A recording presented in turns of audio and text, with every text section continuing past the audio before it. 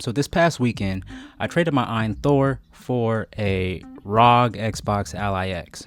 And that might sound crazy, and it kind of is. And the reason it happened says a lot about hype, nostalgia, and just what's going on in the handheld market right now. Because spoiler alert, I love the Thor, and this wasn't planned at all. It was just an opportunity, and I took it. So here's my story with the Thor, what I thought about it, and how it led to one of the strangest marketplace trades I've ever made.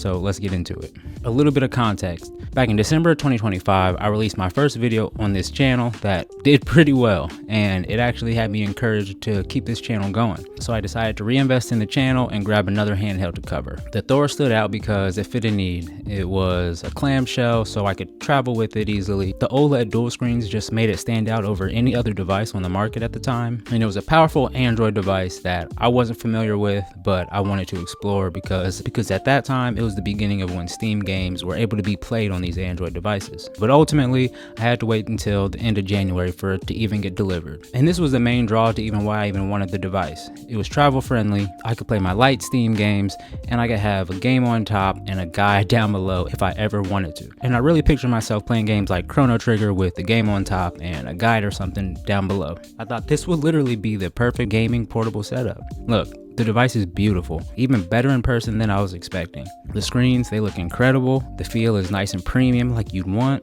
And the clamshell form factor is just as great as you can imagine. But honestly, the TPU grip, it was a must because I really struggled with the comfort without it. The moment I felt the difference with the TPU grip on, I never took it back off. The device was just so uncomfortable in my hands without it that it just wasn't worth gaming with it on. But here's what actually happened in the reality of the situation. I didn't really use the dual screen the way I thought. I only did it once, and it was just for the recording of this video. And because of comfort and the fact that I wasn't really traveling much, I was still grabbing my Steam Deck every moment I could. And even when I did grab it to play my Steam games, I would have such a hit or miss time that it just wasn't worth the headache, and I just wanted to get into my games. I mostly used it for 3DS emulation, and I cannot lie, it was amazing. It was an experience that I wasn't expecting to be so good because I never had a 3DS or a Wii U. Me being able to run these games and for it to look this good was just so much fun. It gave me a chance to dive into Zelda games that I've never got to experience. For 3DS emulation, in my opinion, that alone is worth it for the price of this device. But I had a realization, and it's that the dual screen for a lot of these games isn't really necessary.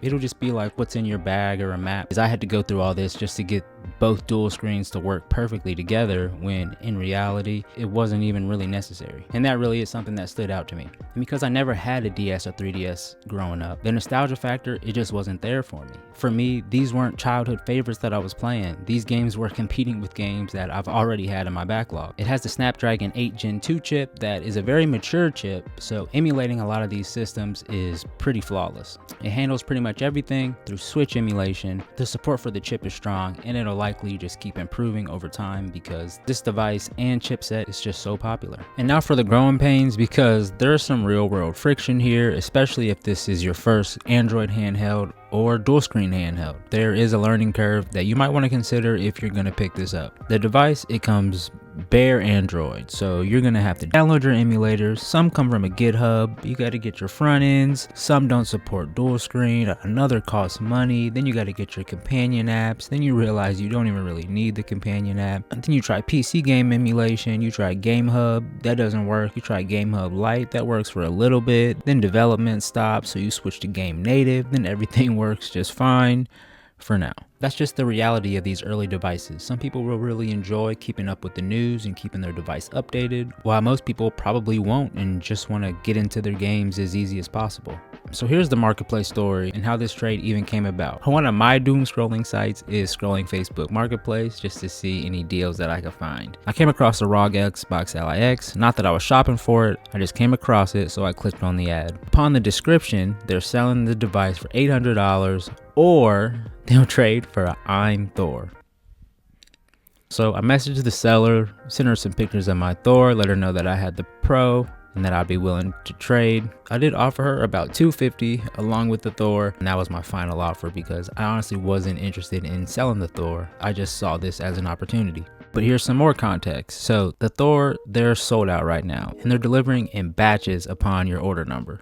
and she hadn't placed an order for a Thor, so she honestly had no idea how soon she would get the device if she were to purchase it on her own. She even told me she is much more willing to take the loss on the device than to not even know how long it would take for delivery. She didn't want to wait. She had a 3DS growing up, so that nostalgia factor was actually there for her. And that's when it really hit me. A lot of these devices aren't being driven by specs, but more so hype, popularity, and nostalgia. And right now in the handheld world, demand and hype are moving much faster than the hardware itself. This is why you don't put fixed prices on devices, because they're literally worth whatever someone is willing to pay. Scarcity, that's what drives the pricing.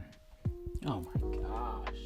Look, I never expected to own the Ally X. I never planned on spending $1,000 on a handheld device. Even $650 for a Legion Go S during the holidays was outside of my price range, and that's why the Thor, it just made sense at the time. Why the Ally X matters now is because the Z2 Extreme in it makes it extremely future-proof. With RAM costs rising and high-end handhelds becoming more and more expensive literally every week it seems, the Steam Deck is in and out of stock, Xbox leadership changes and Project Helix announcements, the handheld market is in a transition yet again. So this raises a question. If you're looking at a high-end handheld right now, is it worth spending close to $1,000 on it if it can be your everything device? Or are you better off waiting for Steam Deck to just come in stock or getting one used? Now I'm in a position to test that and let you all know. Future Xbox Ally X content coming soon, I guess. Such a weird situation I found myself in, but I'm here for it and I'm ready to dive into it. If you're still here, you could be doing anything in the world right now, but you're watching this video, so for that, I appreciate it. I'll be back soon with more gaming content. I have so much to talk about, I don't even know where to start actually, but just know that it's coming soon. Again, thank you for watching. I'll see you on the next one. Later.